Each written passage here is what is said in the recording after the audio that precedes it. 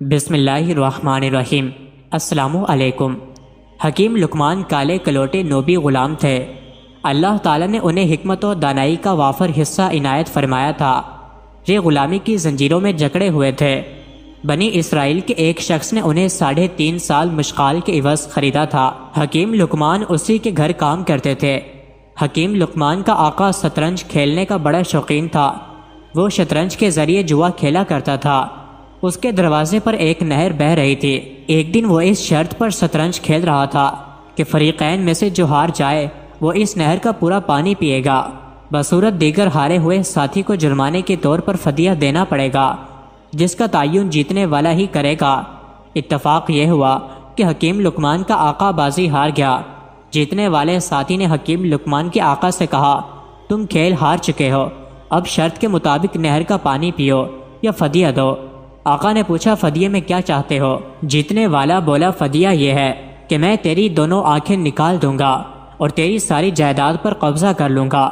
حکیم لقمان کے آقا نے کہا، مجھے فیصلے کے لیے 1 دن کا موقع دو۔ جیتنے والے نے 1 دن کی مہلت دے دی۔ حکیم لقمان کا آقا بہت رنجیدہ ہوا۔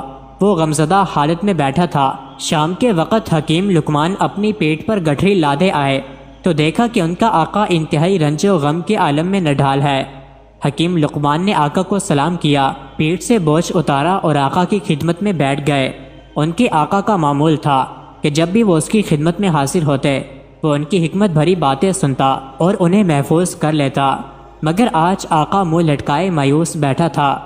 حکیم لقمان نے عرض کیا، آقا کیا ماجرا ہے؟ آپ افسردہ کیوں بیٹھے ہیں؟ آقا نے غلام کی بات پر کوئی توجہ نہیں دی اور اپنا رخ پھیر لیا۔ حکیم لقمان نے دوسری اور تیسری دفعہ اپنی بات دہرائی، مگر آقا نے ان سے کوئی بات نہیں کی۔ بالآخر حکیم لقمان نے زور دے کر پوچھا، آقا آخر آپ اس قدر گمسم کیوں بیٹھے ہیں؟ اپنے درد کا اظہار کریں۔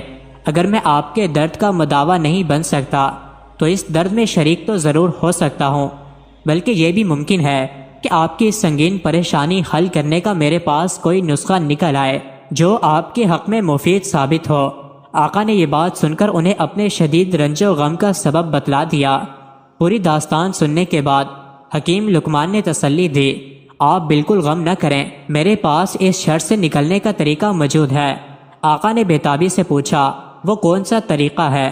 حکیم لقمان نے سمجھایا، جب وہ جیتنے والا آدمی آپ کے پاس آئے اور کہے کہ اس نہر کا پانی پیو تو آپ اس سے اطمینان سے پوچھیں کہ نہر کے دونوں کناروں کے درمیان والا پانی پیوں یا پہاڑ کی طرف کا پانی پیوں؟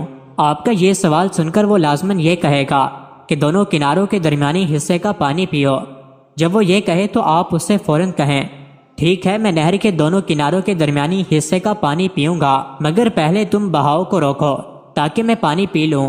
اس طرح آپ پانی بھی پینے کی شرط سے نکل جائیں گے، کیونکہ آپ کا جیتنے والا ساتھی نہر کا بہاؤ نہیں روک سکتا، اور جب وہ یہ کام نہیں کر سکے گا تو نہر کے دونوں کناروں کے درمیانی حصے کا پانی پینے پر اس کا اصرار باقی نہ رہ سکے گا، یوں آپ کو چھٹکارا مل جائے گا۔ آقا کو دانش مند غلام کی ترکیب بڑی اچھی لگی اور اس کے دل کو قدرے سکون ملا۔ اگلے دن صبح اس کا ساتھی آیا۔ اس نے مطالبہ کیا کہ میری شرط پوری کرو۔ آقا نے کہا، بہت اچھا، پہلے یہ بتاؤ کہ نہر کے دونوں کناروں کے درمیانی حصے کا پانی پیوں یا بہاؤ والے حصے کا؟ ساتھی نے کہا، کناروں کے درمیانی حصے کا پانی پیو۔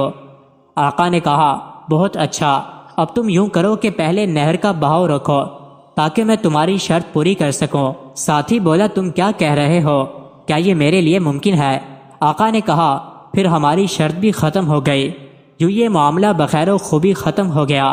آقا بڑا خوش ہوا اور اس خوشی میں اس نے حکیم لقمان کو آزاد کر دیا۔ مزید ایسے ہی ویڈیوز کے لیے چینل کو ضرور سبسکرائب کریں۔